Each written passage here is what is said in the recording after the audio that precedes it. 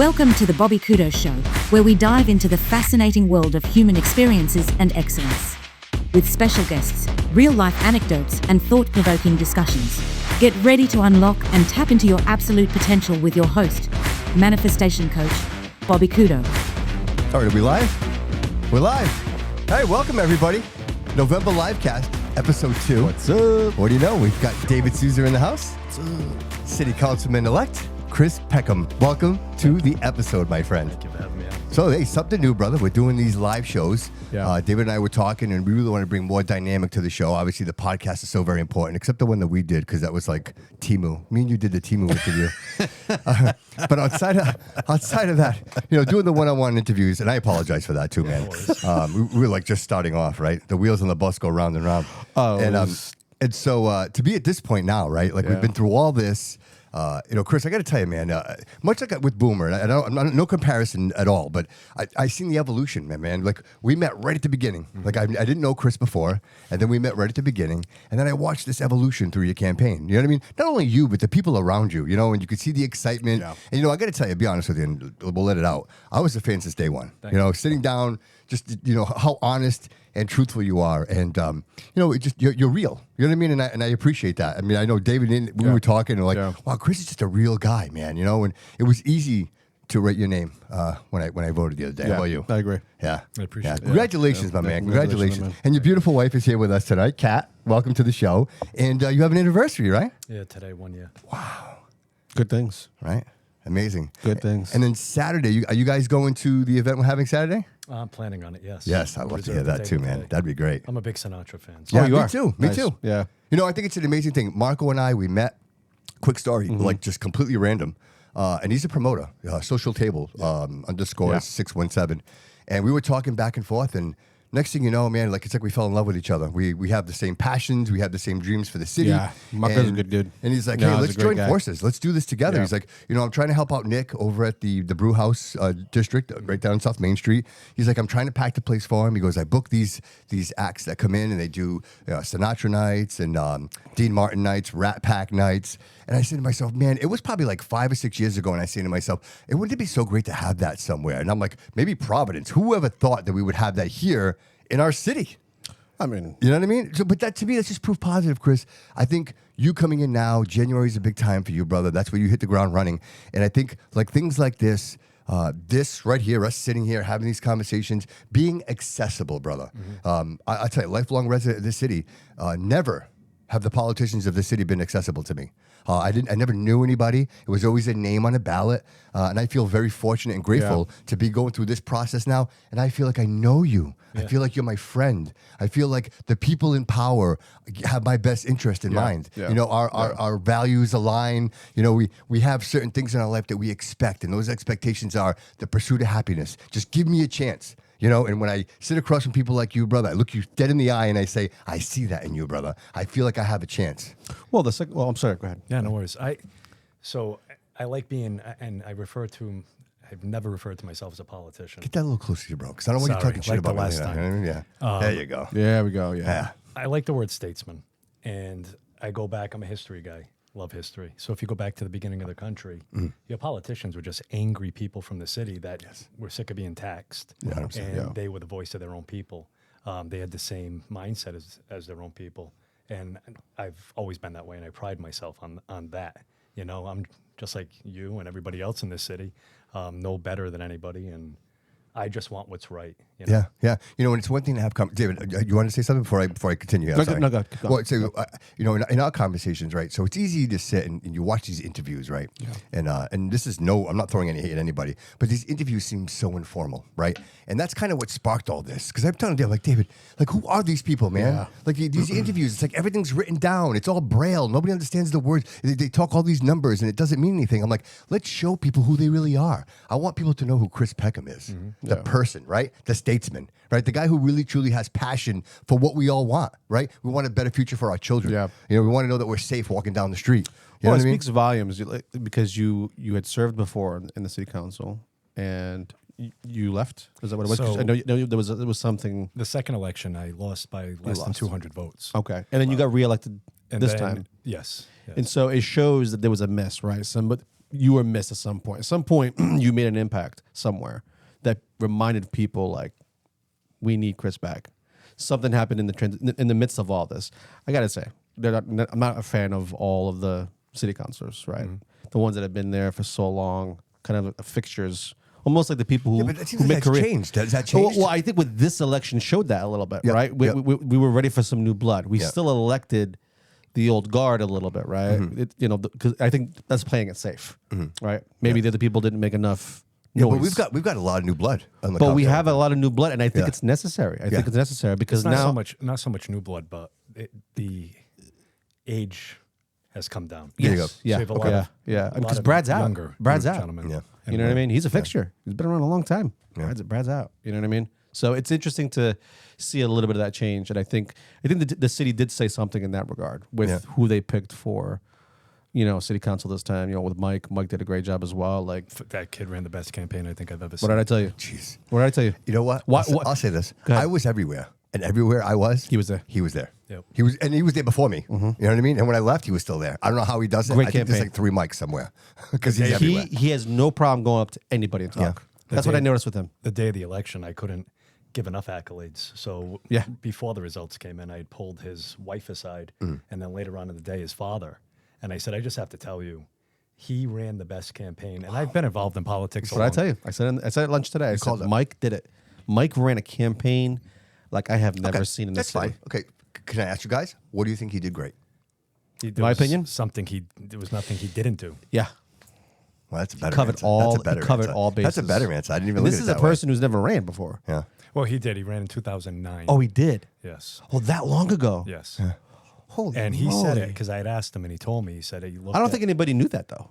I knew just by talking to By him. talk, but none of us, like if you're the common folk, I would say, like the regular people, right. had no idea that he even ran because he never mentioned it. Never even said he even ran in the past or nothing. He prides himself on being an analyst, and so Yeah, he said- is. He's a numbers guy. Yeah, he said he went back to the 2009 election, and then he critiqued himself to see what he could do better now that he didn't do the last time. Genius. So he was the guy was everywhere. So that's a great segue. Chris, you, same situation, right? So you ran, I would say it it's didn't similar. work out for you. You regroup and you say to yourself, okay, what worked, what didn't work? So can I ask you, would you be willing to share that with us? What you found worked for you this time that maybe there was something you missed last time, or maybe there was a group that maybe, again, look, circumstances. I'm going to say this out loud and I'm not afraid to say it. I think I think Boomer lost the Portuguese vote. I think if there was more focus on the Portuguese community, I think those 200 votes that cost him, I think that could have really swung the difference. And I will only say this.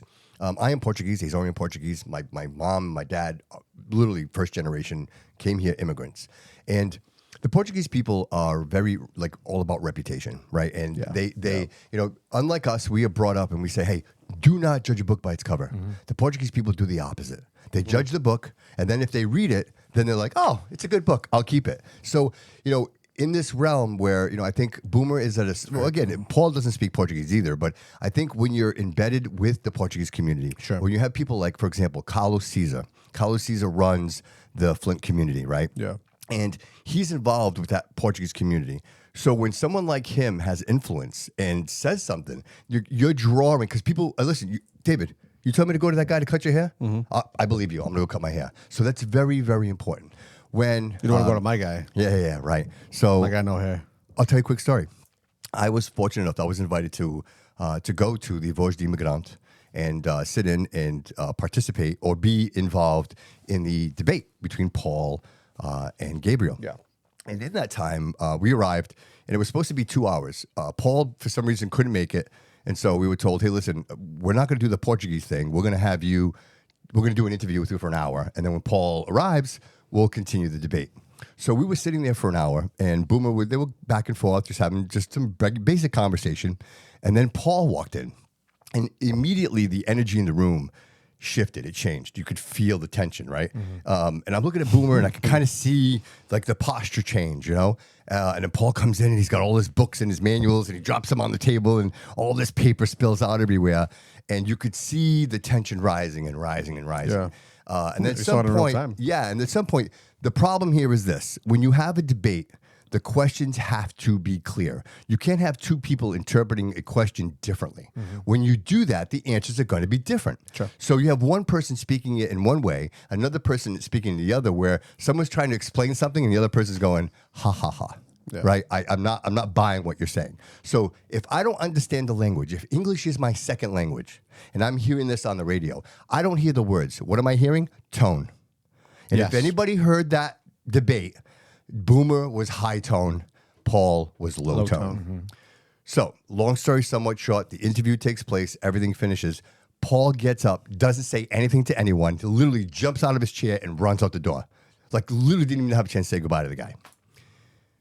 We leave, we pack up, we get in the car. I happen to look at my phone and I'm like, I'm going to follow.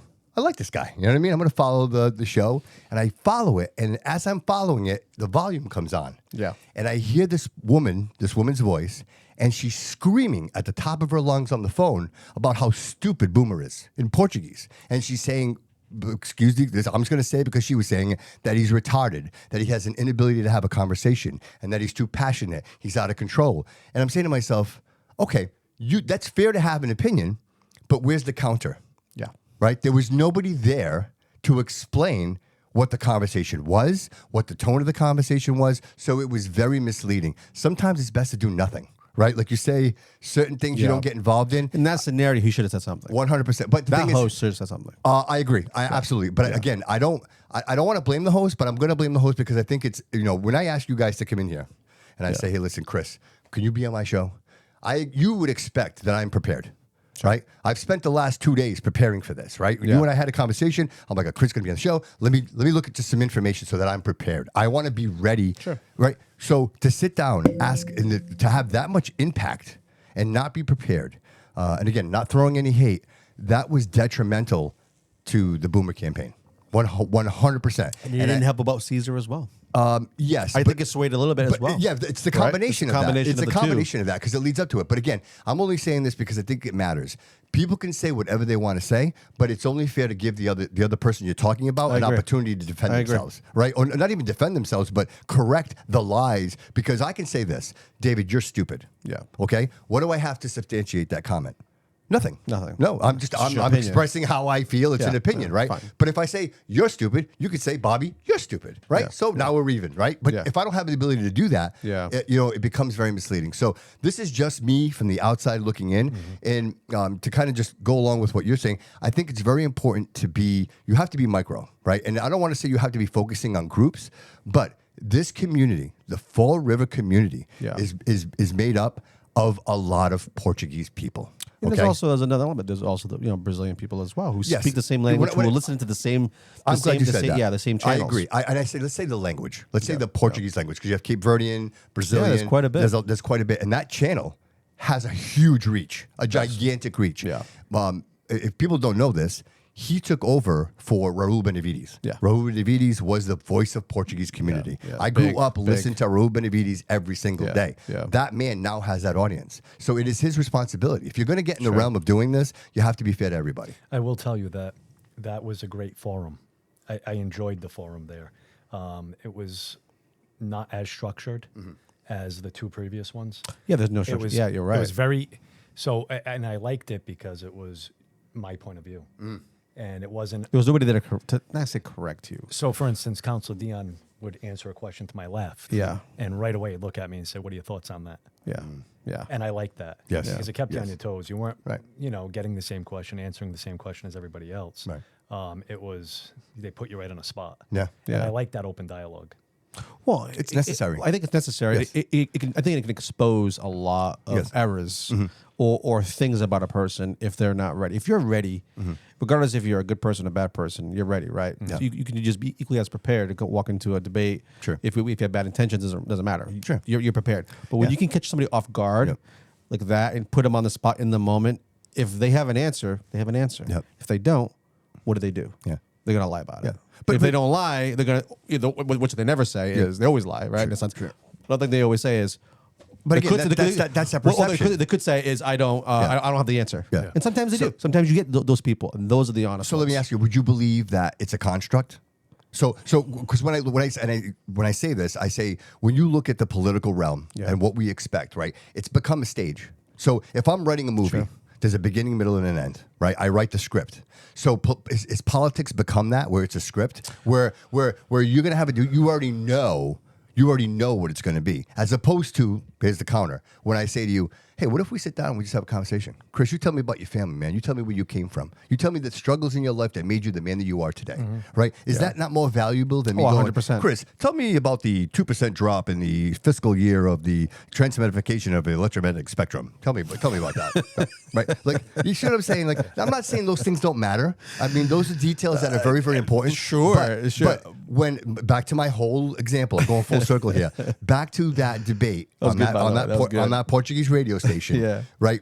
Is a situation like that so detrimental to somebody, right? When you don't know exactly what you're talking about, right? When you create this reality that doesn't exist, what do people conform to? They're saying, well, he didn't sit down and he didn't say what A, B, C, D was. I'm a little confused. He was passionate. He cares. What? He's angry. Why is he angry? Well, because people are dying in the streets. Like, do you not have passion? Yeah. You just described my whole first 2 years on the council. So I got that a lot, that I was... Oh, I remember that. I was angry. Yeah, angry. You were angry. The mayor told me all the time, you're angry. This is the current mayor. And yes. Yeah. And I was passionate. And I said it in one of the forums recently. I said that I was It's wild. aggressive to a fault. And I recognize that. I do. Yeah. Because it was when you take on too many issues at once, which there was at the time, and ARPA really set me off. Being called a liar publicly set me off because everybody in that room, including the man, knows what was said. Should be an interesting couple of years. So, well, he reached out to me yesterday. Oh, he did? Yeah, he did. Okay. Well, And I'd love to hear that. That's good. again, there's nothing personal with me and Paul. Sure. He could be a great guy outside of the office, and I go out to eat with him. But when you get in this area, Well, you said it. I know what you're going to say. I have to hold him accountable. Yeah. for 100%. everything. The friend. I'd love to hear the that, friends Chris. stay at the door. Chris, Yeah, that means a lot to me. There that could you be say another. that. So I'm very friendly. Let's say me and Cliff. I've known Cliff since he was 16. But if we're on the council floor voting on a topic, we could be best friends outside. Sure. I was put there to be my own voice. Yeah. And represent the people. I think someone So- like Cliff would understand that as well. Yeah, of course. And I'm only using him as an example. Yeah, because you had that experience. with Yes. him. So it's the mayor called me yesterday, and it was very short. He had called me. I had missed his first call, so I called him back a few minutes later, and he said, "Hey, congratulations on the win." And I said, "Congratulations to you also." And he goes, "Hopefully, we can sit down and we can both work together to better Fall River." And I said, "Yeah, absolutely, Paul, because that is my intentions." But as a city councilor, you bring something down to me, I'm not a bobblehead. I'm the furthest thing from it. And I think I proved that when I was elected the first time. I'm not a bobblehead, and I can't be persuaded on how to vote. So if you come down and put something in front of me that I don't agree with, I'm going to tell you I don't agree with it. So as long as his definition of bettering Fall River together is he puts forward decent proposals and I can, Sure. that I'm okay with, then Yep. we'll be fine. Yep. But the second that something goes against what the people want, I'm not there to be friends. Well, I'm glad there to hear do a that, man. job. It's important to hear that. It is. And I'm And that's one of the reasons, not one, but many, but that is a great reason to vote for someone. Sure. Right? We don't want someone who's going to agree with the president. We don't want you don't someone want who's rubber going to stamp. agree No with the rubber mayor. stamp. Yeah, no rubber stamp. Yeah, No exactly. rubber stamp. So, But so look, for can me, I say, yeah, go ahead. I'm glad that he called. Like, Yeah, that me matters too. to me Me because I too. know that, I'll be honest Well, with you, it's something smart. that It's a bothered smart me. thing to do. So Yeah. a funny story, I saw him Yeah. Sunday morning at the Rotary Club breakfast at Diamond. And I had already been there for like maybe 40 minutes, half hour, 40 minutes. And he comes walking in, and the room was getting busy. It was full. So I stood up. I said, I'm going to let him have my table. So he's walking towards me, and I said, hey, good luck on Tuesday. And he kind of gave me like this shocked look. And I said, no, I mean it. I said, good luck. He's like, oh, good luck to you too. And I said, I saved you a table. I said, make sure to tell all your friends.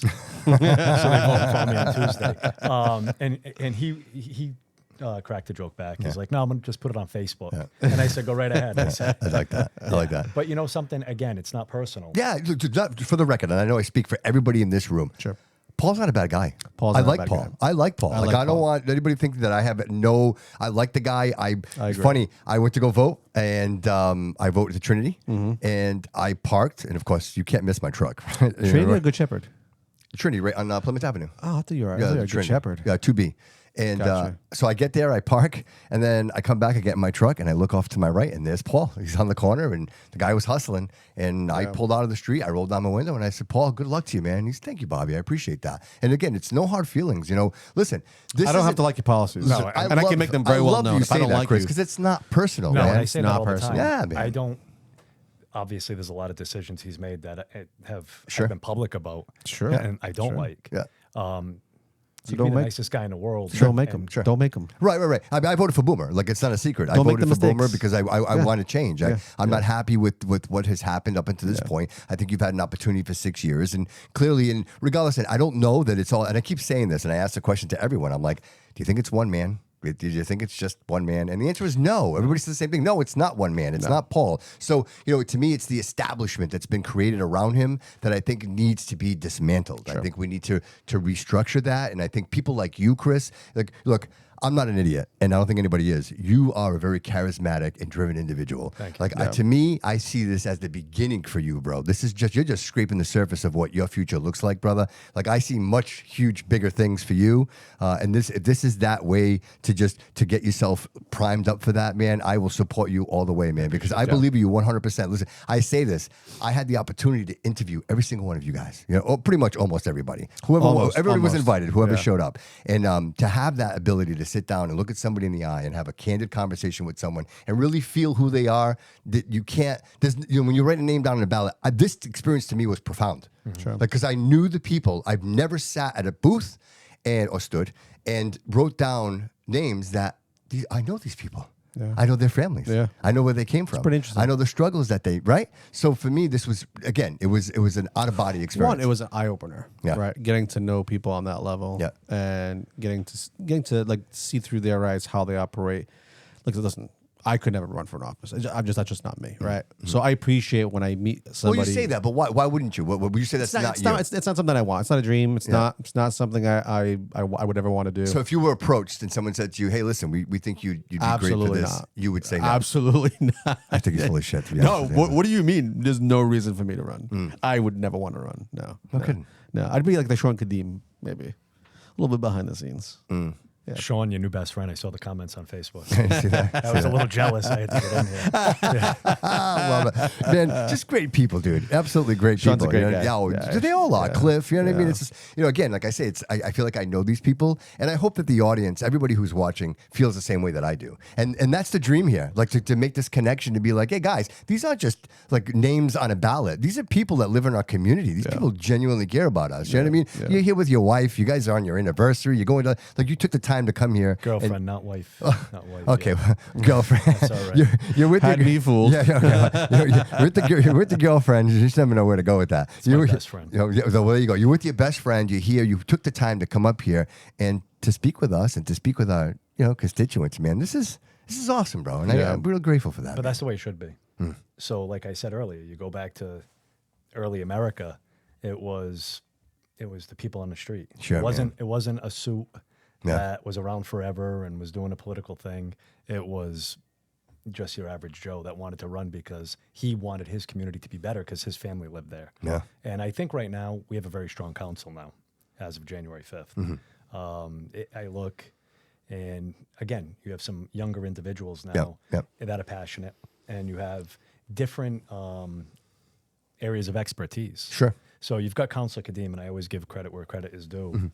It's what he does for a living. Sure. And he's extremely smart. Yeah, you can definitely tell that. Yeah, everybody brings Very their own tool it's bag with important. them. Yeah. Everybody's a little bit different. It's not all the same. I think we're the closest to the Justice League we've ever been, to be honest with you. You know what I Yeah. mean? Somebody said that on Facebook. Yeah. I forget what they called it, but they had Yeah. 6 of us grouped together. I love that. I saw that. So we're gonna too. have to come up with come up with some characters. Yeah. Right? They called We're the gonna team- find them. Sean's got Batman taken though. Sean's got Bat. Yeah, Cliff's got Robin. Cliff's got Robin. Yes. Yeah. That's cute. I come up with you, the Avenger. Yeah. One of the Avengers. I think they called us the Enforcers or The something. Enforcers. I think it was the Enforcers. Enforcers. The Yeah. Enforcers. Yeah. So real quick, I don't want to shift too much, but how about the school committee? Let's talk about that a little bit because there was some shift there as well. Sure. I will tell you this: we had the pleasure of having Kevin Aguiar, and you know what? I didn't know Kevin, and I'm so glad I know Kevin. I met Kevin when I was 13. Yeah, he's been around. He's been around a long He was my time. baseball coach. Oh, he No kidding. was. He's Yeah. been I'm around not surprised. a long I'm time. not I was surprised. I was at his first political event at the China Royal when he ran for school committee, and I believe he lost that one. His first one ever. I've known Kevin for a couple of decades now. Was it the state rep thing, No, or but he ran for school committee first. first, on and the school then committee. he ran for state rep? How Yeah. long was he state rep for? I think he would a term, right? A couple of terms. Yeah, a right? couple terms, Yeah. few terms. Yeah. Because Not sure how many. when Will was the mayor, he was a rep. Why at the time. hell? Why the hell would Cougar run again and say and win, and then shortly after say, "This is my last 2 years"? Well, he's probably got some Actually, things that he. can I call you on that? I don't think I would ever. I asked him. If I'm thinking I have 2 years left, Yeah, but I'm not going to run. I asked him at that question. point. If you listen to the episode where I interviewed him, I asked him that question, and he said no. He actually said no. I would consider more than 2 years. I don't know where that came. He might have mentioned that at some point, but when I asked him that question, he said he was more than happy to consider more than 2 years. But now he's saying this is his final 2 years. It could also Which be too also what he said these past 2 years ago. He said the same thing. These campaigns are like the Thunderdome. And Can't get out. He's been through a few. Yeah. So it could be that. It could be that too. It could be that too. Hey, It's probably the only reason keeping him alive I tell you what, I didn't see and him. going and moving is like this, staying Yeah. in the arena. I haven't seen him. It happens to a lot of people. Yeah. They get out of the game and it changes you. Dude, cool, You calm, become- collective. He didn't get frazzled once. No, I no didn't see that frazzle. guy get No frazzled frazzle. once. The only time I saw him flinch was the was a debate. school teacher for was all the those debate at the years. Liberal Club. That's the only time I actually saw him like kind of flinch. And that Channel 10 interview with debate was terrible too. Yeah. That was. Well, I mean, Gene Valicente wants everybody to just. dude, you went in there swinging bats, you man. know the slap fest. It was, dude. It was. That was crazy. That's what that I was. was. Like, what am I watching Someone here should right come up now? with an AI video of that. It's like so. slapping Boomer would, at the Boomer would debate. say something. He'd look at Paul and be like, "How do you feel about that?" Paul's like, wait a minute. Oh, I wasn't ready Am for I this. debating both you guys here? Yeah, that was like a blindside. That was a blindside. He was actually a very aggressive moderator. In all fairness, but in all fairness, everything he called them out on was legit. Yeah. Like there wasn't one thing he said that I was like, oh, that's really not fair. No, it was all fair. It was all listen. accountability. You've been our mayor for what, 6 years now? 6 years? Yeah. There's some things we can say. Yeah. You know what I mean? And there's some things you got to account for and you have to answer for. And well, that's I mean, that's a sitting it mayor, is, it right? is, yeah. You're going to have those issues. Chris, And January comes along. What's the first thing? When you're hitting the ground running, brother, what are you doing? Connections? What's happening? I am going to file a couple of resolutions. Okay. Right away. All right. cool. I did say that I would call for forensic audit. I got to talk to Cliff to see what he actually did because I know he did ask to audit DCM. Well, according to Coogan, there's an audit every year. Yeah, but that's fine. When it's like a kid monitoring the cookie jar when you've got it done in house. Yeah, right. But I want bigger than that. When it comes out that there was what the city said hundreds of thousands of dollars, I'm being told it's in the millions of money disappearing in bulk items. How do we go from 15 million to 30 million in free cash? Overtaxing. Just That's like why that. I'm a no vote on everything. And it came out so easily. Like he said it and it just came right out of his mouth like he wasn't even thinking about it. Well, we have $30 million in free cash. Really? Because From where? we have a lot of need. Well, that's why. And why are we still taxing people the way that we're taxing them? Well, water shouldn't have went up by 24%. But that's why it's easy for me to just say I'm going to vote no because I've got that in mind. Does Westport pay anything? Yeah, the percentage. Is it a small percentage? I think 50%, if I'm not mistaken. I'd have to look. 50%? But I think they agreed at 50 or 54%. I don't know the exact numbers. Is that the only town that has our water system? No, there's a couple. There's a few. Yeah, I don't know what's happened since I've been off the council Yeah. as far as that. Yeah. Who's purchasing the water now? I think it's a great avenue to explore since our water bills keep going through the roof. The more water we Well, can it's sell, one the way to better. at least control it in a sense where, okay, if we can stop it from spiking at least. Like, whatever we're paying now, I mean, we'd love to see it go back, but does anything ever go back? Never. And, as time goes on, houses only get more expensive, right? Cars only get more expensive. So we know that whatever we're paying now, it's either this or more. It's never this or less. So, I don't know. I feel like with the water bills and with the whole issue with the energy, we're gonna get that hike. Has it happened yet? I'm sure it has. It's already been implemented. The 30%. Is it 37%? No, that's Liberty Utilities, Your which Liberty I went and Utilities. spoke at too. Yeah. So when your mother's calling you, so my mother stayed out of politics the entire time I was Yeah. a counselor, and she wouldn't watch the meetings. Just my dad would, and my dad would fill her in. But my mom just doesn't like. I'm still her boy. Yeah, So she doesn't like seeing the negativity. Yeah. So when she called me and said, "Hey, are you going to that Liberty Utilities meeting? Because I can't afford that." Wow. That's what hits home. That's what hits home to me. My mother stays out of politics entirely, but that thing got her to be like, hey, you going to that? Because I can't afford that. What's the justification for that? I know the So I'm answer. going to tell but- you, well, I went and spoke at it, and one of the things was to relocate their headquarters. That's like Jordan wanting to move Fiorentina's to a bigger spot and then charging everybody to do so. It's insanity to me. Wow. It is. And how is this regulated? How do we control this? So they have a board that is going to make the final decision on a 37% increase. And they were there. So this falls on this board. This board will either They'll approve make it, the ultimate decision. and if they say no, we don't approve it. What happens to the utilities for what is it? Well, they're licensing, Liberty- right? They would lose their What would, licensing. what would happen there? I'm not really sure, but Do they just stop providing? I know that. Yeah, well, they're going to have to Right. keep their headquarters where it is. I don't right. feel bad for them. No, No, by any no, means right, no, whatsoever. right. People are You shouldn't front us with the bill because you're choosing to make a maneuver that's gonna. Yeah. I get it's gonna cost you money, but like when you do an upgrade and a remodel, you don't pass that over to your customer. That's something you absorb, and then that's they just the cost of doing business to make yourself relevant in today's world. You see an old building and you see a new building. Which one you want to stay in, right? You want to stay in the newer building. Yeah. So there's a cost to that. It shouldn't reflect the pricing of, let's say, a cost of a burger or whatever, or utilities shouldn't go up. Yeah, Shouldn't no, go up. they also, if I'm not mistaken, it was a project that they've been doing since 2012 or 15, and they want to make up for it now. But the problem is you want to make up for it now when it's in a lump sum. Right. Like right. it's insanity. It's Yeah, and the worst insane. part is, again, and I say this because of the experience. I worked for Comcast, and it's the only show in town. Like, people are like, Comcast, so expensive. I don't want to pay no more, right? Every Portuguese person. but who are you gonna And then go? I'm like, well, I actually mean, filed a resolution with Comcast Really? back in 2020. Yeah. Yeah, because I agree. The monopolization of these companies, Yes. they're able to do whatever they want. And you look at it now, myself, I stream. Yeah, pretty Fubo. much, exactly. Because exactly. I'm not paying that bill. Right, 100%, me too, And me I too. filed a resolution to bring in another service to compete with Comcast because whenever there's a competition, Yeah. one's trying to, pick up more customers by dropping their costs. Yes. That's And wild. It just, I don't know what it is. I kept being told it was an infrastructure issue.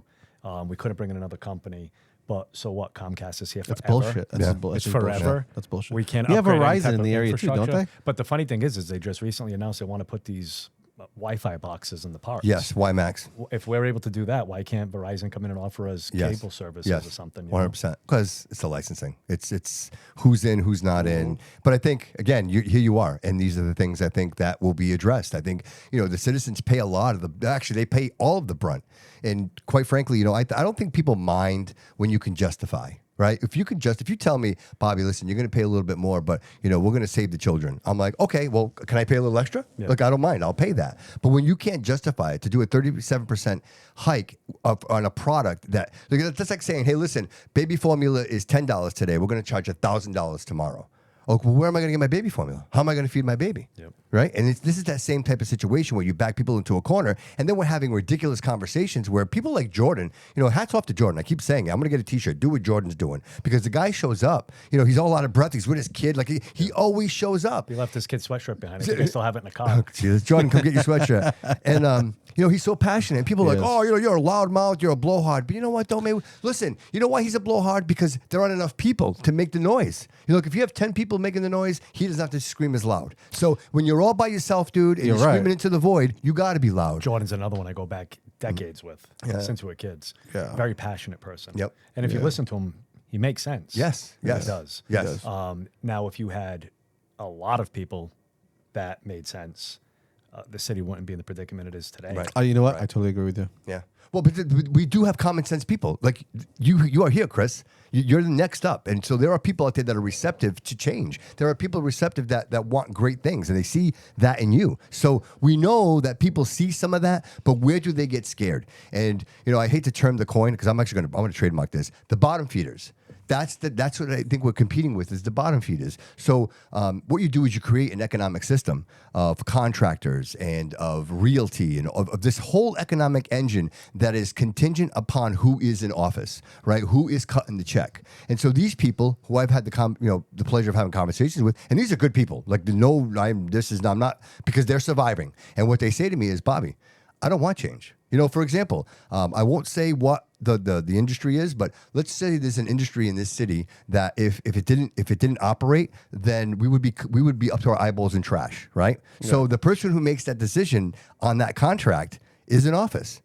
And if someone new comes in, the people that are picking up your trash, they might not have that contract. So I have to survive. So what am I going to do? I'm going to go with the certainty. What I know tomorrow is that's a guaranteed signature. Am I upset with that person? I could say a little bit of this, bro. Sometimes we have to sacrifice. Sometimes you have to give a little bit for the greater good of everyone. But again, everybody's circumstances their own, right? If people have children, people have people that depend on them, and they're going to make decisions that's best for their financial well-being. And so you can't hate these people. But again, how do you convince the bottom feeders that, hey, listen, you might take a hit, but it's for the greater good for the rest of us? How do you convince these people? Like, what is it? Like, because I don't have an argument. Like, I'm asking because I don't have an answer. You know what I mean? I would say whatever it is an emotional response. Great example was, I'm sorry, your mother. Mm-hmm. It's an emotional response. Yeah. She's saying, I can't afford this. Mm-hmm. And that's a feeling. That's a worrisome. Like, how am I supposed to pay this? I can't pay it. And I think until people are put in that position, like you said, people, you just kind of expect. That's a great example. Like for your mom to get to the point where you say she never comes to you with anything political, and she's like, "Hey, I feel this. I feel it now." And I please think help a lot of people in the city, Yep. they think they're not feeling it because it's something that probably happens all the time. We're almost immune to the taxes going up every year, or there's fees this and this. We almost anticipate it in a sense. Oh, it's gonna go up next year. We all know this, right? Everything goes up every year. So it's one thing that we expect that, but when you're put into a corner and you have no other option, and then that's when you start feeling it, really feeling it. And you're like, what am I going to do? How am I going to pay these bills? I can't afford this. I'm going to have to choose maybe a little bit less on groceries to pay this bill to keep my house. Because those are two essential things you need. You need groceries and you need your food and you need to pay your utilities to keep the gas on. Sure. You need them both. Sure. And so like now, how many people in the city actually are in that position or are going to be in that position? Well, and even more so now with SNAP, you know what I mean? People are going to be hurting. People really, so. There's more necessity. There's more of a need. And quite frankly, you know, I kind of use the example, like I'm not a hunter, right? I don't shoot animals. Like I don't have that, but I don't no harm. I don't care about anybody. You shoot whatever you want to shoot. But whatever that bone is, I don't have it. But if you put me in a situation where my family is hungry, well, I'm going to go get my AK and I'm going in the woods and I'm going to go shoot something to feed my family. Like the need, it supersedes. I would say right. Like you're gonna do that. I think a lot of people are like that. I think a lot of people have that mentality. To kind of like just put a period on this, I didn't realize this existed until I had people walking up to me. Like I went to a lot of like the sign holdings. Like I tried to be involved just to kind of see what's going on and talk to people. And someone like drove up to me, someone I know, who I respect dearly, said to me, "Bobby, can you let him know that I support him, but I can't go over there and hold a sign because I don't want to lose my job."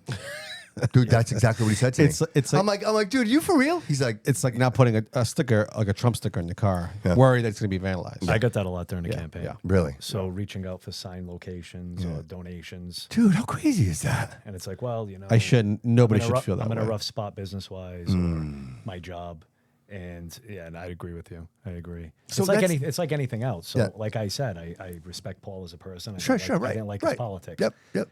Even though you might have a relationship with a person, but if they have an opinion, they should be able to voice their opinion. 100%. Yeah. That's a healthy relationship, right? Chris, if I say something to you that you don't appreciate and vice versa, I would expect you to be like, "Hey man, I don't appreciate you saying that." Yeah. "Oh, dude, I'm sorry. I had meant no offense by that." That's a communicating. I think that's healthy. Right? But when you can't do that, when I can't say something in fear of retribution or my business is going to suffer, or so for instance, if I went to go put a sign at a location during a campaign and somebody was like, "Oh no, not this time, Chris." Wow. But just say that happens. If they come to the city council for a curb cut or something, a permit, I'm not going to say no just because you refuse to put a sign on his lawn. Some might. Yeah, I'm not like that. Some might. There's quite a bit. There it is. Yeah, some might. Yeah. I think 100%. 100%. Well, because everybody's so defensive. I think everybody.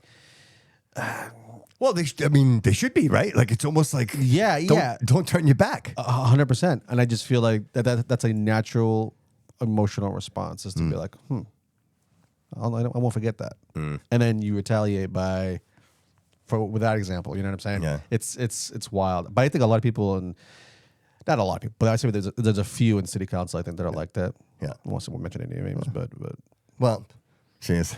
Well, we can only imagine who. So let's talk about turnout. Like, this is something that I really want to discuss because for me, the one push that I really wasn't pushing per se a person, I was really pushing the vote because to me it was very. I'll use the word disturbing to realize that we live in a population of 100,000 people, and you've got about 7,000 people showing up to vote to a primary, and then maybe 14,000 to this election. I mean, that to me, you mean prelim, and then yes, prelim, exactly. The prelim was half of what we got for this election, and why do we think that's more important than the prelim? Yes. By the way, well, so I'm getting to a point here. Do you think, Chris, that obviously the media plays a big part in politics? Yep. So when we talk about, and I will say it, when we talk about stations like WSAR, who have been historically very important to elections, like as far back as we can remember, right? They've always been involved. They've always offered a platform to all the candidates to show up. But in this case, but they're very left leaning. This time around, it was so obvious. Like, I don't know that it's been as obvious. We had Ben call in, I think 2 episodes ago to a live show, and he used to work at the station. Barry.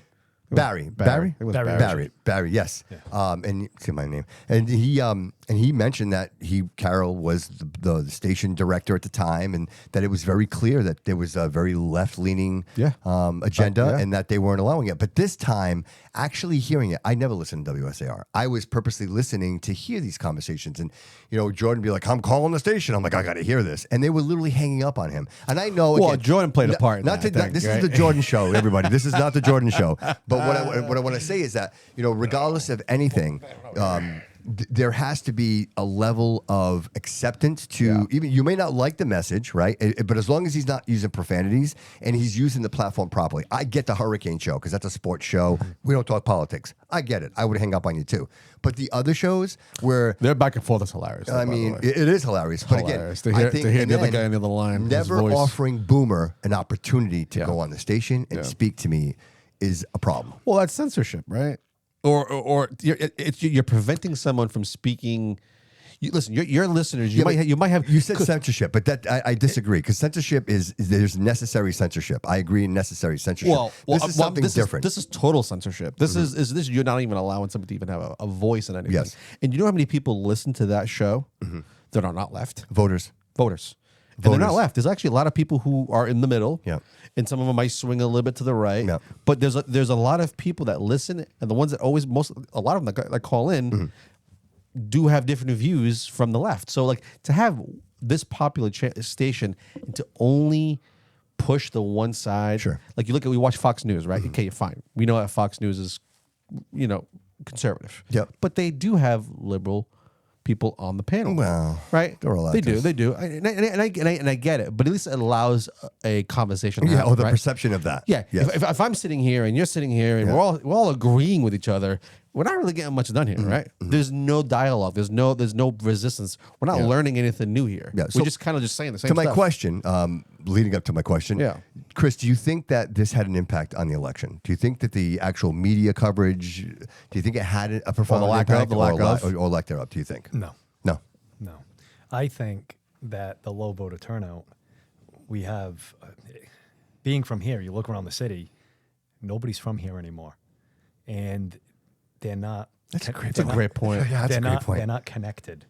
It's the people that are voting that they've owned their homes for decades here. Yeah. They still have a connection to the city. Yes, and that's that makes they're out there sense. voting because they love living here, and they're still fighting to try to stay.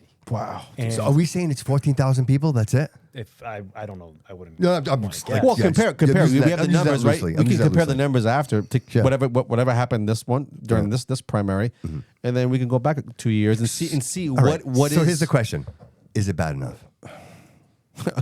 Clearly not.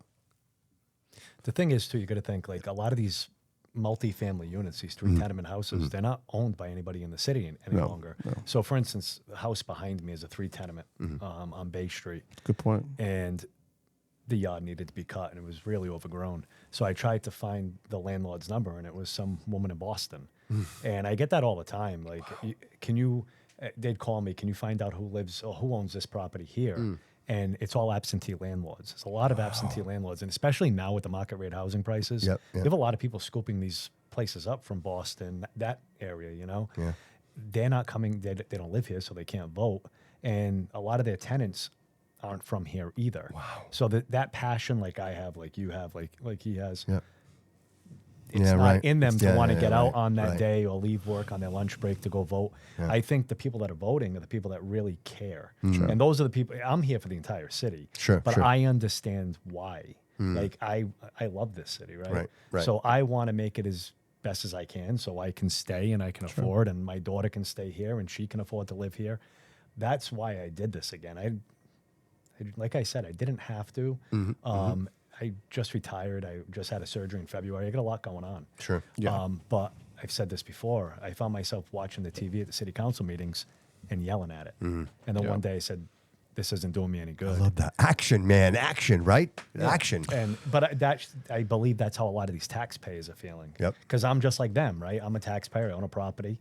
And I don't want my water bill to go up by 24%. Sure. I don't want the trash to go up by $3 million this last budget, and then 6 months later they're coming down for another $300,000. Like, that's our money. Right. And I say it all the time. Like, people forget because the taxes get taken out in their check, and it's like they forget about it. Sure. That's your money. You got to pretend that's going into a saving. Like, you got to pretend that city account is your savings account because that money is being taken out for a reason. It's being taken out to do your streets, do the infrastructure, maintain our water. You know what I'm saying? And they just keep coming back and back and back to take more and more and more. And like the homeowners in the city, enough is enough. Right. Yeah. And I think those are the voters that you're getting. The ones that have been here for decades, want to stay. They don't want to be priced out. But ultimately, it is what it is. Right. We're watching gentrification at its finest here. Right. Oh, 100%. Right. Right. 100%. And I said it in a debate. I said, unless, I think it was with Mr. Baptiste, I said, we're so focused on this 79 lands, which is fantastic, right? If they do it the right way, it's going to bring in revenue. We're forgetting so much in the city. But the thing is the neglect is like the entire city still remains. Right. And you can't build a wall around 79 to keep the people in there from seeing what's going on inside the city. True. So we have to concentrate on the city as a whole. Right. Like, I like the 79 project, but that's not my only focus. Sure. And well, downtown is shit. I said that recently as well. It's shit. It's for lease signs everywhere. You have empty buildings. Now, why not knock down some of those buildings? Some of those buildings are so bad in shape. Yeah. They're in distress. Knock them down and build parking. Like try to sell these properties and maybe, I don't know, try to encourage more people to turn some of these old locations that no one's going to be using. Right? We didn't the city just acquire that building on the corner of the corner. That building is shit. Tear it down. So tear it down. Put some parking there. In the Flint Neighborhood Forum, right? I actually, it was the FRC Media Forum. I said that I was going to personally reach out to Shauna O'Connell myself, the mayor of Taunton. Yeah. Because if you go to the Taunton Green, it looks just like the city of Fall River. The same style buildings. Yes. But there's people everywhere. Everywhere. You got, what is it? Taunton, we've got that square, and it's just perfect. It's packed constantly. But, and like I said, it's vibrant. Like, you got people everywhere. Yeah. It wasn't always like that, by the way. No. Right? Why can't we do that? So somebody must have paid attention, because yesterday morning I got a message from somebody that said, hey, we're going to connect you with the people in Taunton. Perfect. So they're going to call me tomorrow to set up a meeting, awesome. To sit down and find out what they're... And as a city council, obviously, I'm not involved in the direct economic development plans, but it is great to have some insight as to of course, 100%. Well, if something is being discussed in the chamber, then at least now you're aware of it. Yeah. You know there's been movement somewhere. And nothing stops us from scheduling a meeting with Paul or Mr. Fiola is the economic development guy here. Nothing stops us as a council. I know we always hear that it's just about the budget and constituent services, but it's your opinion too. Like, I can call Coogan and be like, hey, I want to meet with you next Tuesday, go over a couple of things. And that's one thing I will say about him. Every time I'd call him, he'd be receptive to meet with me. And we don't always get along. No, right. But he was always receptive. At least give you the opportunity, right? Yeah, right. And that we can do that as well. Sure, share opinions and because if the people, what good is constituent services? I go out and talk to you because you're a homeowner, and then you tell me you're concerned, and then I just say, okay. Yeah, right. No, you take it and you forward it. So you go sit with Paul, be like, hey, we got this issue down on Robeson Street. What can we do to make it better? Sure. And that's the connection. Where the council's the connection between the people and the administration. Sure. So I don't want to get too far away. I want to get back to the vote real quick. Yeah.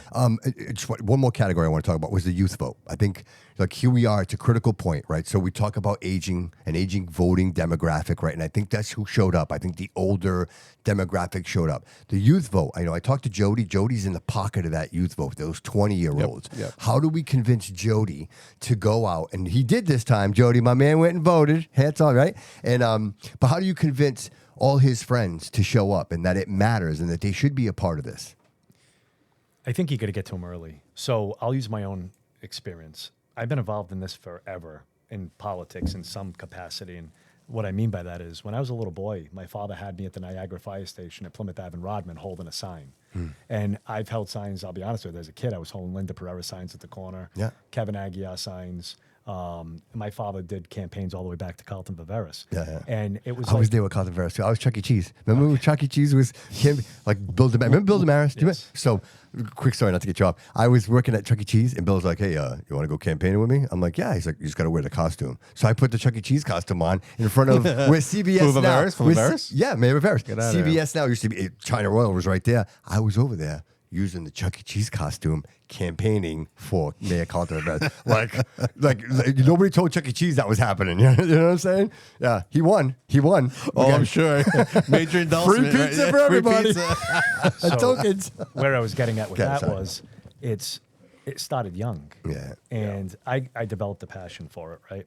And I think if we get to these kids younger, I would love to see legitimate civics classes being implemented into our I school 100% system. Yes. agree. Because what good is your city or your county or your commonwealth if the people that are growing up in it have no idea how it works? Where's your replacement, Chris? Who's going to replace you, right? Who's next up? As a manager, lifelong manager, I was always taught, Bobby, you have to train your replacement, right? Because as good as you are, we need somebody to take your spot one day because you need to grow, right? Who's next up for you, right? That's the youth, Yeah.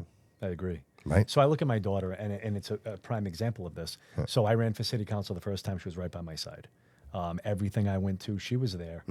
And she calls me one day. She's like, "Daddy, I think," and this is when she was at Holy Name. She's like, "I'm going to run for 8th grade class president." Man, so proud, man. And Right? she won. That's amazing. Wow. But by the end, she's like, "Dad, I don't think I want to do politics anymore." She had But a it's taste of it. Yeah, but it's her experiencing it. So she wanted to get involved, and I think that's how we do it. Is you start Absolutely. you start a little younger, and you get civics in the classes. Yeah. And, you teach them what the process is. And also too, like I know we as a school system, we push a lot of math and ELA. I would say those are the two most important things. Even though they're all on the same level in a sense, people always make those two. I would think those two subjects the more important. History is a big thing. You mentioned statesman. If you don't know your past and you don't know how you're how doomed to government repeat it. works, Yeah, you're doomed to you repeat learn that in history how government works. They break it down for you. If you're not in during those crucial times, Yeah, but you got to make it fun, dude. That's the problem. They don't make it fun. You got to. You can make this fun, and I remember completely going agree. through social I completely- so studies it's and who you history. hire. Yeah, right. As I got older, like I love history. Like So do I I. mean, look around. Yeah, Like, I'm a history buff. Yeah. But when I was younger and like I wasn't interested in the way it was being taught to me. It was I've always been boring. interested, It was yeah. boring. well, I guess if you're into history, I mean, I can kind of sense it with you. Yeah. Like you've always had a passion for history. Like you've always loved. Like you have a favorite era. I'm sure. Like there's an era that you love to read about more than any other era. Civil War era. See, that's what Civil I'm War. saying. See, for me, Yeah. it's Revolutionary War. It's Yeah. the founding See of our that? country. See that? Yeah, see, Legit. legit. If you're into history, you know these things, and sometimes I speak to people in my family, and they were never into history. So when they Yeah, but your family's history was different than, right? Because we came from the Azores. yeah, but see, I'm very American though. You are, but your parents weren't. No, but my Right. sisters were here. Yeah. Right. I have certain family here, certain friends, and they Yeah. never took it serious. Yeah. And now they want to understand politics and how it works and how to vote. And then, like, you can still learn these things, of Sure. course. But like Sure. when you were younger, this is why history is probably the most important thing out of all schools because you learn the system, you learn how it works, and then combining that with a civics class, I think you can really turn these young kids into people who actually give a shit and maybe want to vote someday. I love the because they student understand council. how it works. I love that. The student council giving children an opportunity to kind of. Absolutely. I think that's a great thing, and I Absolutely. think we should do more of that. And there should be a financial class as well. a certain grade. Yes. Once you hit Yeah. maybe high Investing. school, Yep. ninth grade, Yep. start freshman year, Yep. implement a class. Understand money. Mandatory. Understanding money. You know, it's funny. We were talking how about it this, works. the last one. What we had, right, when we grew up, if your vote gave you $1, you'd roll up that dollar to be in your pocket. You'd wash the jeans. You'd have that dollar for like 3 weeks, right? Because nobody take that damn dollar from you. Today, you don't have that anymore. No. It's digital, right? So I'll use my son as an example. My son is 24 years old. So he was brought up in that digital realm, right? He lives in a digital, everything's Roblox, right? Everything is like this digital currency. I have a story for you. There is no actual transaction that takes place. Like if I have to go to a store and I have to pay someone $100 of my hard-earned money, there's actually an experience that takes place, right? When you don't have that, when I just click buy it now and it's at my door the next day, there's no satisfaction to that. The value of a dollar, right? has Much like, hey, remember the kid at high school that his parents bought him a brand new car, and the next thing you know, he wrecks the thing. Yeah. But the kid who works 3 jobs and has a little Volkswagen, little 4-speed, takes very good care of it, right? And the thing looks amazing, and he takes it. Why is that? Why? Because there's this value. Yeah, I own it. It's mine. There's some pride in that. I think when you take that away, when you don't understand the value of what money is, like it's so important because it's a measure. Again, people are like, oh, money, but it's a value. It's a measure of your success. Like the more money I make, the more people I can help. Like that's the way I look at it, right? Sure. So if I continue to do what I love, I keep telling you, the money's a byproduct. It just comes along. But I also have an understanding that $1 is worth something. Yeah. Right? That matters. If I'm going to spend $50 or $20, or the new world is subscriptions. Everybody's broke on subscriptions. How many in this room? How many subscriptions do we have that we don't even know? I probably have about like 7 or 8 like Amazon subscriptions, from different accounts. Yeah, that somehow I signed up up Chris's for. point earlier with taxes, right? Those taxes, they keep coming out. They come out of your I can paycheck see it every month. but you don't know it, right? Oh, it's 2% more. You don't really notice the 2%. It's like $10. These subscriptions, they keep going up, and you don't even realize it. Netflix used to be $7. Netflix is now what, $19.99? And you still get commercials. So again, they're able to do that because people don't physically have to hand over that money. And I think we need to teach children, this next generation, what the value of money actually is. Because if you don't know what that is, then you're not. What are you working for? Yeah. To piggyback off that, my kid wants for nothing.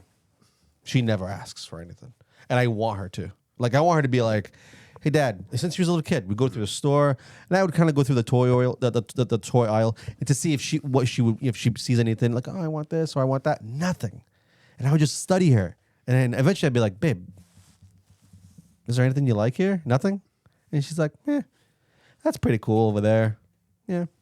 Yeah, but why? Why is she like that? But then she wouldn't say I want it because there's no value in it, right? I got paid on a big job, right? And this customer paid me in cash. Okay. So I had it with me. The wad, the Portuguese wad. It was a massive wad, huge wad. Right? The man wad. It was one of the good jobs, right? Yeah. And it was a big envelope. And so again, I wanted to test her to see what would be her reaction. She's 11. I remember being a kid and seeing that wad in my dad's pocket and be like, I want that. Yeah. Like I wanted it. I wanted that money because I know I could buy games, I could buy baseball cards. I was a big collector, so I needed money to buy these things. Sure.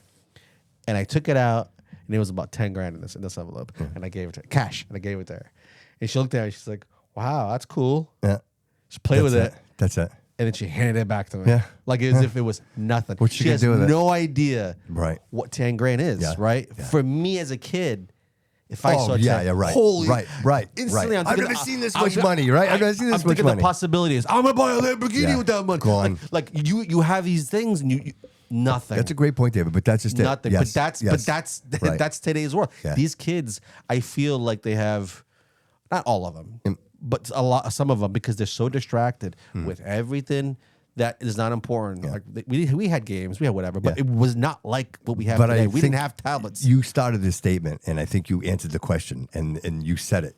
Your daughter wants for nothing, David. She wants for nothing. So does that mean? Am I giving her too much? Ready? You ready? What am I doing? When do you look for food? When you're hungry. When do you look for gloves? When you're cold. If you're never hungry and you're never cold, bro, you don't look for those things. Just that simple. So I should kick her out? I'm not saying that. Is that what you're saying? I'm just saying, bro. I should kick her out? Listen, everybody in this room has struggled. and that struggle has brought us to this. But on to the this flip room. side, she's a wonderful kid. Yes, that's we're not questioning that. She's a wonderful kid, Yeah. and I think she doesn't ask to not be the inconvenience that she thinks it may be if she were to say, Yeah, but also, Dad, she also doesn't need to be because you're providing, which is what you're supposed to do. I'm not. Don't get me wrong. I'm not. No, I'm no, not no, saying no, that. no, I understand Right. that. My point is But that the thing is, I don't buy her anything. I don't buy her extra stuff. I don't show her any of those things. Right. If I spoiled her like crazy, yeah. then I can see her maybe not wanting anything because she has everything. Nothing. Yeah. Like she's content where with she what? is. So she has like wooden clogs. Is that what it is? And how many dresses? Just one dress? No, she's got is she like her- Cinderella. a normal. Dude. But the reason why she's got clothes is because we buy her clothes. That's what I'm saying. She has everything doesn't she ask needs. for clothes, I guess. She has everything. You're answering your own question, bro. You know what I mean? Yeah, but when I was a Dude, kid, you're an amazing father. But wait, Like when I was a kid, I had those things too. Yeah. Right. Yeah. Maybe my mom was making them my clothes or something. Right. Yeah. There's a difference, MC bro. Hammer pants. Hey, MC we Hammer pants. were eating the homemade Big Macs. We weren't getting Homemade Big Mac. That's better than me. I remember some guy pulling up in a car and he opened a trunk and my father was buying clothes out of the trunk. I don't know where wow. Oh, the clothes came from. Yeah, right. But I was a kid and we didn't have much, so my father would You did what you got to do. He had to do what he had to do. Yes. You know? And you remember that. Like there do. was struggle, Guy's name man. was But I Mike. remember going to Was it- like was this- it? His name was Mike. I remember his name. But he'd come by, he'd clothes, and my father would buy the clothes out of the trunk of his car. good Mike doing a good service, Right. Stealing them and giving it back to the poor. Call him Robin Hood. Robin Hood. Whatever he was doing. Yeah, right. But Father of his finest. Showing up. But it's funny because on the flip side, everybody, my daughter, most people know her from the first campaign and just Facebook. Yeah. My best friend, but she'll say, I love to hear that, bro. I love hearing that. Dad, man. I need this sweatshirt. And I'll look at it like it's a nice sweatshirt. So I'll text her mother because I've learned to do that now. Does she need this? I just bought her a sweatshirt yesterday. She doesn't need that Oh, sweatshirt. there you go. Smart. You got it. So I'll check with her mother first to Yeah, make yeah. sure she needs it. Yeah. Playing both sides. As she gets a little old, she's gonna be 16 next week. This is your daughter. Yes. Yeah. And as she's gotten older, she's obviously shied away from that a little bit. Sure. But a couple of years ago, it was she's a kid. She Yeah, right. wants all the cool stuff and the things all the other kids Trend. have. It's all trend and fad. It's all I'm trend starting and to fad. see a little bit like that with my daughter. With Dude, like, what are the those trends. dolls? I'm like, baby, What are you the want dolls? cold? It's getting cold out. La Boo Boo. No, my daughter doesn't. Explain this to me. Have you seen? Well, no, your daughter wouldn't because you weren't going to spend $10,000 on a little fluffy doll No, that people never. stick to their pocketbooks. Never. Yeah. No. How No. much? Like 10 grand, right, Yeah. Joe? It depends on which one you get. Honestly, there's some that are rare. There's some that's like not really rare. Ram my ass. Like the bigger ones are like probably like close to like $50 to $80. Don't quote me on that. Jeez. What? It's a little fuzzy. What does it do? It looks like a little doll. You see the little sloth behind David right there? Like in the tree. See it in the tree? It looks he's tied to the tree. You can't get him out. It's my homie. So you remember those? That's what it looks like. Those trolls our parents used to collect or something. Yeah, the trolls with the hair, He says, with the pink he hair. says It's like our that. parents, me. I had a couple of those. I didn't collect trolls, but that's about my childhood. He says our parents. That's funny. That's great. But things like that, bro, that are just so outrageous, and people spend such ridiculous amounts of money. We He's young. forget Jody's young. He's young. He's a He's young- young. It's great to have he's him. a young lad. Yeah. Huh. But you know what? I'll say this, Chris. I have a daughter. My daughter's 29, and my granddaughter is 8. She's going to be 9. And I tell you, to raise a daughter, I mean, listen, this is no hate to anybody. I have a son as well, but there's something special, bro. There's a connection with my daughter. It kind of warms my heart to hear you say best friend. She's number one in my world, man. Like, no matter what I went through in my life, Your daughter. my daughter. And, She's the best. Listen, you say this, right? You raise children, right? You never know. We never know how they're going to turn out. Like, you do the best you can. You try to instill, because I always say this, we raise copies. People will deny that because they're embarrassed, right? Because the kid might not turn out the way they wanted. But the truth is, listen, like this is honest. We make copies. That's what they are. And to be at this point now, and my daughter's an adult, and she's a parent, and the conversations that we have that are very candid, in realizing that I could never imagine that I would have a human in my life that was in no way, shape, or form obligated to give a shit About you. And this person, like no matter what time of day, gives a no shit. matter, and the conversations are so profound. Yeah. That I can't. I'll be honest with you, bro. I don't know that I would even be here having this conversation with you guys if it wasn't for her. Like that's it. So you guys want to take this call? We got a little boomer call. Want to do a little boomer call? All right, let's do it. What's the word? What, Mr. Gabriel up, Boomer handsome man? Amaral? How are you, sir? This is. How we doing? We're doing great. Well, listen, hey, you're on the radio, right? And you're here with us, and we got Chris Peckham in the studio, and we got David here, and Jody's on the board. What's going on down there? Oh, look at that. All kinds of signatures about to come downstairs and sign that, huh? That's what I just heard. I just heard 4 more signatures. That's what I heard. What's going on down there? None. We just got all 9 certified. And yeah. Let's just say the turnout down here was out the door. It was pretty cool. Nice. Wow. Yeah. So I should have did this the first way, but I was doing the nice thing and going out and meeting people yesterday, but I put this out today for this, and Yeah. no, we yeah. So real quick, we got Chris in the studio. Anything you want to say to Chris? Congratulations. Thank you. Well deserved. Thank you. Yeah, no, well deserved. I know it'll be a good conservative view from the city council. I know Chris is going to look out for the taxpayer and make sure that we're doing the right thing, and he's going to scrutinize the frivolous spending that we've had for years. So it's definitely good for the city for sure. I appreciate that. Thank you. Yeah, I feel the same it's way, tough bro. because it offsets a vote with Ricky Tiff. But, it's offsets, but I do believe Chris is going to do the same and hold everybody accountable and make sure that they're gonna check check everything twice before they start sending it down. I agree. I totally agree. So listen, real quick, just if you want to just let the audience know what's going on. So if people don't know, we had a 200 vote swing in the mayoral election. And there are some contingencies in place that just to be truth and honest, that we want to just confirm that the votes were tried and true. Can you explain what exactly this process is? Because again, this is not something that happens often, and I don't think people might know exactly what this process is. And if you could do it in layman's, just let us know exactly what it takes to have these votes recounted. So because it's under 2%, essentially a recount is authorized, right? So obviously we're going to put that in. There were a lot of irregularities. A lot of people requested mail-in ballots, never got them. A lot of people went to the polls. They voted in September, all of a sudden couldn't vote in November and being told they couldn't get provisional ballots. There's a lot of things that happened and messages that we have from people and citizens and voters that basically they feel slighted on some sense in that end, but on us, it's such a nominal number, nominal figure that it just we're going to do our due diligence and we're going to make sure we're going to verify, right? Trust but verify. Sure, that's all we're doing. So when would you expect results? So the process is essentially just getting. So you need 10 certified signatures from each ward. Mm-hmm. So there's 9 wards, right? So of the 9 wards, of the 27 precincts, I think we won 21 of them, right? So, when you're a mayor of the city and you lost, 2/3 of the city, if not more, there's a problem. So that's a great observation, by the way. So it's something like that you want to look at, right? Because you're looking at certain sections, like, well, those numbers haven't come out like that in a long time. Like, that's weird, right?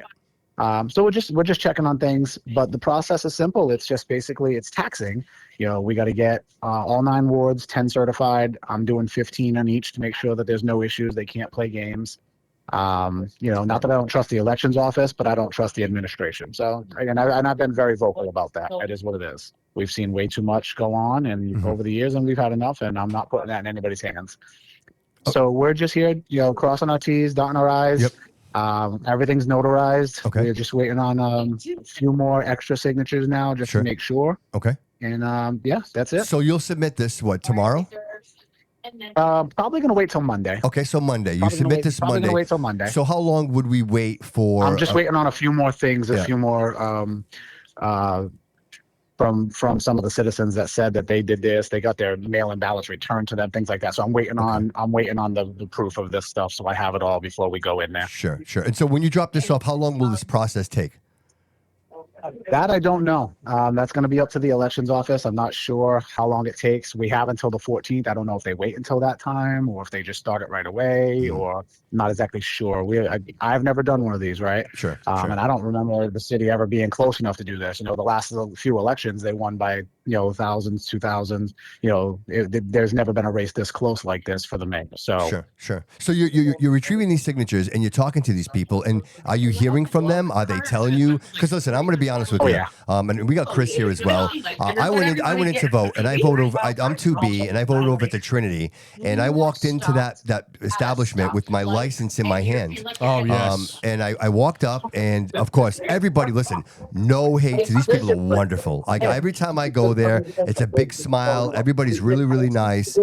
So it wasn't anything about that. It was about me going up, giving him my name, and then I was trying to hand her my license, and she didn't want my license. And right in front of me, there was a paper that said, ID required, photo ID required. So why wouldn't she take my license and confirm that I was who I said I was? So to me, that was very concerning. You had a sign that said, yes, there was a sign in a plastic insert. So is that law? Is that part of an ordinance that you have to show your license? I'm not sure. When you vote, there's an ordinance, but no. Or any kind of I don't think rules? everybody has to show their license. Yeah. I think it's like if you haven't voted in recently, things like that, if you haven't or filled you're a out new the voter. census. I don't think it's everyone. I do believe it's everyone that should show their license. I agree, but It was my first time voting, and I didn't even have to show my ID. Yeah. I don't know what the process is and who's doing what. To me, I think everybody should show we ID. should That's know, just right? what it is. Look, shouldn't we know? Shouldn't we know if you have to show your license? I mean, I think it's important information, I right? agree. I think there should be something in place that says it's required. Yeah, right. Why would it be Look, required? we were having a conversation downstairs, and I mean, obviously, I'm hyperbole here, right? And I'm being a little facetious, but if I watch American Idol, right? Yeah. If I'm watching Fox and I want to vote for the next American Idol, like I can do that with my phone, right? It scans my face, and then I can vote for the American Idol, and that's secure. Like they make it work, and nobody's messing with that, and that's a multi-billion-dollar operation. So why can't we incorporate something like digital like that so that we can vote? Somebody actually said that to me recently. Right? Like with face scan. I mean, we don't even trust voting machines, let alone face scans and phones, and everything's hackable. These guys can't even protect our school systems from being hacked. You know what I mean? Let alone elections. Yeah, Chris, So would you that have just something to say, leaves Chris? too much room for error. So somebody had mentioned that recently about how to bring up the voting numbers, and that was thrown out there as well. Was some type of an app that you could go on to and vote that way. Yeah, I think it's definitely doable. I think it's worth trying. I would prefer people show up. Yeah, me too. 100%. I agree. Yes, I agree. Yes. That's It's the not goal. that we can't do it. I Right. just don't trust the integrity of it. Right. Right. So Right. It's hard. at least in Again, person, there's some Guys, limit to the integrity. I invest. I do all my banking. Everything I do on my phone, That's guys. just another app you could add. You know what I mean? Yeah. No, I know. But again, what's the solution? Like, how do we get people to show up? You know what I mean?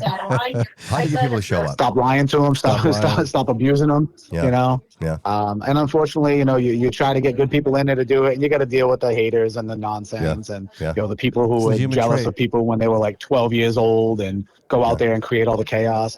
It's people are their own worst enemies, because they'll be the same people that are complaining about what's going on for the years. And it's like, you're the reason these people still get elected. Yeah. True. You don't run, you put down everybody that goes against them, and then here we are. So True. Well, listen, brother. I got Chris hostage here. I promised I might have him out here by 7 o'clock, and it's already quarter past, and I expect to have him here for about another half hour. He come on doesn't know it downstairs yet. when you guys are done. Yeah, I'll come see you. And listen, if there's anything you need from the show, from the audience, man, is there anything you want to mention before you go? No, just bear with us. We're gonna do our due diligence. Make sure that your votes matter. That's what we're here to do. So, don't think it's out there. They thinking everybody's doing something nefarious. That's not really the goal. We just want to make sure we're holding our people accountable, and that's checks and what I try to balances, teach people the whole time. Dude, if there's That's nothing it. wrong, nobody has there's anything checks to worry and about. balances for a We reason. should welcome this. We should welcome this. Absolutely. checks and This balances. man has won every election by thousands. Right. We're already hearing. We know what's going on. What are you So eating? we're going to do our due diligence, eating and you know calamari? what? Is that what you're eating? I hope it was legit, and I hope we didn't have anything. You eating calamari down there? That's what we hope. Is that what you're eating? Calamari? Absolutely. How is it? Is it Yeah, good? don't judge me. Don't judge I me. know. It's You always very eat that good. calamari. He loves that calamari, that guy. Very good. It's Loves very that. good. Hey, Bubba. I love you, brother. I'll talk to you later, my man. It's down here. Love All you right, man. guys. Talk to you All later. right, talk to you soon. Bye. Bye. Oh, boy, he's full of it, right? He's got the energy. What's up, buddy? It just randomly ended. What ended? It's still recording and everything, but it just randomly ended. What do you mean ended? What ended? The stream. Look. Just hit start stream again. I mean, it's already like it's still streaming. Like that's why I'm not. No, hold on. I'm watching this, bro. We're streaming. I did stop. It did? Mhm. Why? I don't Okay, well, let's just put it right back up, bro. Start streaming again. Yep, we're back. We're back? Yeah, I think we're back. We're good. All right. Yep, it says no. It says it was live. We're good. There we go. We good? You sure? Okay. Cool. Sorry about that, Boomer guys. broke the internet. He did. He broke the internet. Well, listen, nothing else. I think it's exciting. He had mentioned that he was going to go ahead and he was going to run and do this and go on this endeavor. And I said to myself, you know what? Some people will be like, well, don't be a sore loser. I don't think it's about that. I think we really need to check the system and make sure it's working the way it's supposed to work, right? Because, again, you check your oil in your car every time, right? You make sure your tire pressures are good in your vehicle when you get in there. There's nothing wrong with every so many miles going, hey, listen, let's just test this process and see if it works the way it's designed to work. You know what I mean? So I appreciate it, and I'm curious to see how this all turns out. Imagine, we're talking shit, but just imagine if this shifted and this changed the election. I mean, really think about that for a second. I think so. He ran these campaigns along, and his was tough. He's running for mayor, and he had a ton of debates, and he put a lot into this. Sure. So I think the number is close enough. Yeah. Yeah. Right. It's you could kind of see it. Yes. Do I see it being overturned personally? I don't. Yeah. But he's got every right to. It's in the bylaws. So yeah. Go right ahead. What was he at? 200? It was 200. Yeah. The difference of 200. Yeah. So if it's there for you to do, he might as well. He put so much into that campaign. Why not just give it one last shot to see what happens? All right. Can we just talk hypothetical for a second? Sure. Say it does happen. Say we do find out that there was some shenanigans going on. What does that do? I mean, I know it's not happening, but just imagine, I think what do people say? I think there's going to be a group that's going to be like, ha! I knew it. And then there's the people who are going to be on the opposite side. I mean, in my personal opinion, Sure. I just think it was just show up by 200 votes. yeah.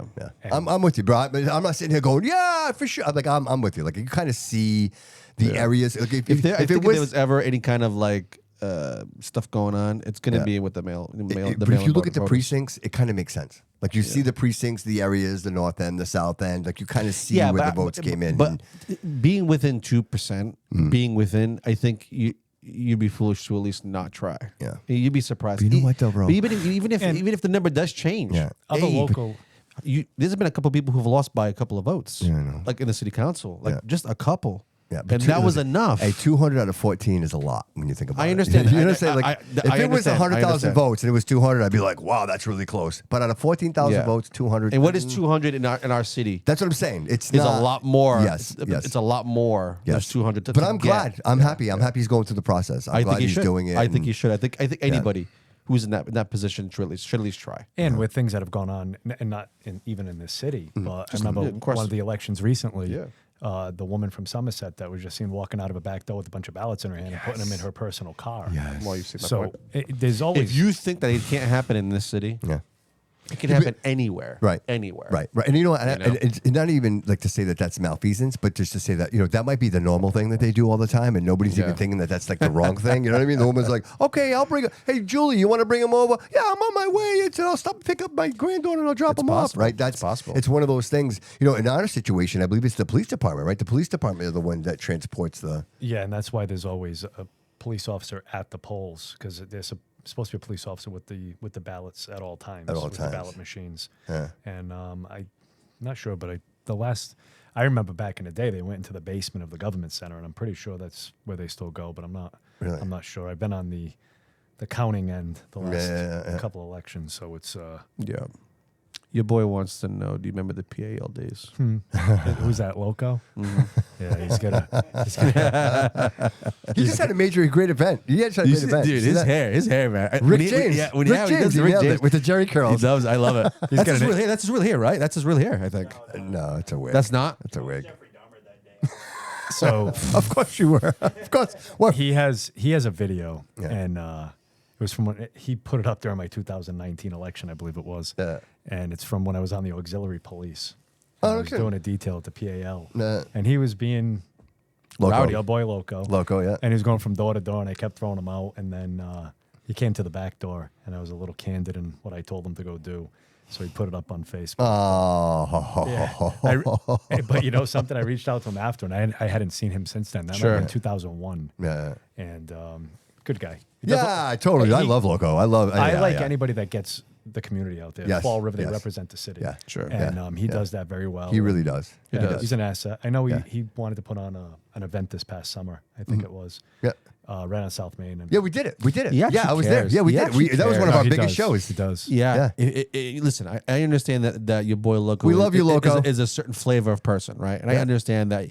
Well, he's a character. He's We've a character, talked about that. That's and his we love character. him. That's who And he some is. people Yeah, may yeah. not, which Yeah. I'm sure some people may like me, and some people don't. Right? It's a thing. Who doesn't like you, bro? Oh, come on. Everybody loves you. You'd be surprised. You'd be surprised. Yeah, I've shit on some people. But to Chris's point, dude, he is a character in the city. He does. He but does. he does. loves the city. And 100%. if you can say one thing, you can say that at least about Loco is that Yeah. he truly We have a cares. few. We have a few people Yeah, that stand yeah, out right above yeah, all that are yeah. really caring. You know, we have Absolutely. Ant, He's Jody. very active. Like these are the young guys doing this stuff. I Like, just met nobody Ant. else is doing I just it. met Ant. Great guy, no? Yeah, I love nice Ant. guy. We love Ant. Nice guy. Shout out Ant. Nah, good kid. I just met him. Yeah, he's a great Yeah, guy. good kid. You know, and much like these guys, Mike Canuel is at every location, and so these guys. Every time I show up at an event, these guys are already there. They're already supporting Mike the was event. an animal.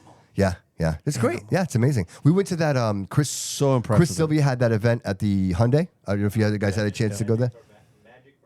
There we go. So I was with Boomer that day, and Boomer and I went there. We bought a bunch of the candy apples. We were giving away candy apples, and we saw Mike there. We saw these guys there.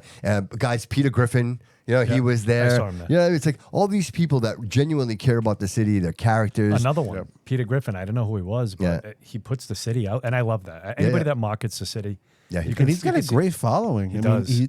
I told him, He's the got only. a wonderful following. I've never even used a power washer, I don't think, and I find myself watching 35 minutes of power washing Right? videos. Right? I do. Right? He's It's something about his voice, right? And it's just, I really don't know. Yeah, probably. yeah. But it's his Well, dry humor too. It It's is. got It that is. humor. It Yes. is. And it then I is. told him, I said, "You're the only guy I know that could walk around with a parking cone," and I could find that 100%, dude. Yeah, could find that funny. 100%. Yeah. Absolutely. He's messing up with Mr. Chung. Is it Mr. Mr. Chen. Mr. Chen? Yeah. Yeah, he keeps messing with him. They're doing Dom. videos back and Yeah. forth now. Yeah, he is Another one, Yeah. Dom. See, Yep. another one. Yep. Yeah, Dominic. Yeah, great Yeah. guy. Yeah. Again, loves Yeah. the city. Dude, even Yeah, Chris Sylvia. loves the city. Like, I mean, Chris Sylvia. say what you want. You know what I mean? There's a lot of influence there. And, again, people get all caught up in why. Look, if you're doing good, you're doing good. You know what I mean? That's just the bottom line. And people will say, oh, And you're if you're doing going it. to criticize it's other people, if you're going self-serving. to criticize those people, what the hell are you doing? Yeah, but I told Chris. I said, Chris. Like, what are you doing? I actually- It's yeah, so but- easy to point the finger and Yes, criticize yes. from your comfy little home, but Yes. like actually go out there and go do some of this stuff. Right. Go. I dare you, and I promise you, Yeah. you do. First of all, you won't. Right? It takes a certain person. Well, not for nothing. With Chris's events, he's the Mike Canuel of what he does. Yes. Like he's nonstop. Yeah. He's everywhere. Yeah, Oh, he is a fundraiser guy. Yeah, He is a fundraiser He does guy. very well with that. Yeah. You can tell that's his thing. Like he's great at running things like that, Mm-hmm. charity events, and like he has a way of bringing people together. Yeah. He's a connector. He is, yes. The That was the one thing when I Gabriel sat House. down with The him, I'm Gabriel like, House. you are I mean, a he connector. did phenomenal with Yeah. with the Gabriel House. I Yeah. mean, if he didn't give a shit, he wouldn't do those things, and he was doing those things before he even ran. So I mean, I think that speaks of the person. Yeah. Than what they thought the motives were. People were saying a lot of the motives were he did those things because he knew he was going to run.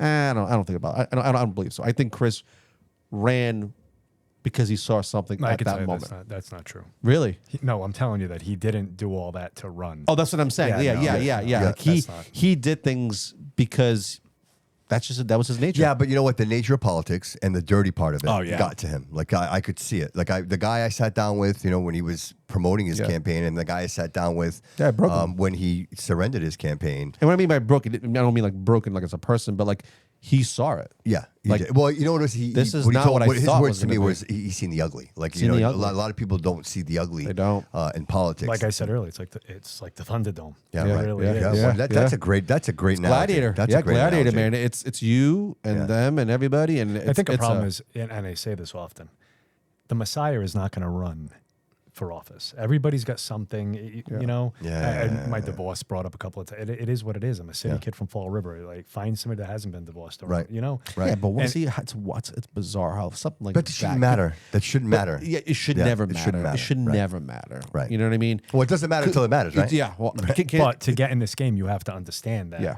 everything you've ever done out in there. life is going to come out. It's out it's going to there. expose you. And we always talk about, why do we have 14 people running for city council? That's why. Yeah. That's why. Because it could be the littlest thing. Sure. And they're just afraid to put themselves out there because they don't want their public life, their private life public. Sure. And in today's world, it's one video, right? That one video local got of you when nobody saw the 6 interactions prior to the one you telling him to hit the bricks, right? Yeah, no, he showed all of them. Oh, we did. Oh yeah, he's nuts. He showed himself all right, coming in the front door, getting thrown out, going to the back door. Well, good for him. But most cases, that's not the case, right? People they'll antagonize and instigate, and then they get that last little, gotcha moment, and then that's what they spread. And now you are forever the man that freaked out at a, Dunkin' Donuts drive-through. You know what I mean? Yeah. Because your coffee wasn't made the right way, and it was a really bad day for you. No one ever sees the beginning and the end. They just see that moment of weakness in the middle. How did he get here? Why did he do this? Yeah, Yes, yeah. It's so right, true. It's so right, true. right. And listen, none of us. We always try to pretend as if we have no skeletons in our closet. Mm-hmm. I have like the worst road rage ever. Like it's bad. Like I've pulled. Dude, that little van? Yeah. You have road rage in that little van? Why do you think I have a big old ding dong on the side of my van? It's true. Somebody carved a big penis on the side of his Yeah. van. Listen, I've pulled people out of cars before. Like I don't give a shit. Like Jeez. 100%. I showed up to work at Cardi's Disclaimer. with my we do not disclaimer. condone any violence. With my fists were all messed up because I destroyed them. It's a bad thing. So that's why one of the reasons why I can't run. That's so funny. I can never run. I'm telling you, somebody has this on camera. I'm telling you somewhere. Before we take a turn for the worst. It's like, well, here's Dave beating up an old man, which I Again? never did that before. Again. Nah. Before we take a turn for the worst, Chris, I just want to take a moment to say thank you so very much, brother. I am so proud of you. I'm proud to call you friend. Yeah. And listen, I have hope, man, and I think the future is bright with people like you behind the helm, man. It's one thing that we're all on the ship, right? And if nobody's piloting that ship, we're just floating around the harbor in circles, right? But to know that we have strong leadership, pointing the direction. Again, you don't drive a ship, right? You steer it, right? It's never straight. A boat is never straight. So you're left and right all the way, but you stay on course, and you'll get there. It's nice to see somebody I voted for. Yeah, bro. If I vote for you, it means something. Like Sure. I just don't circle your name that's because what it I should saw 10,000 signs out there, and so everybody must be voting for this guy. He must be good. And I don't do that. I said that a lot. So I tell people, don't.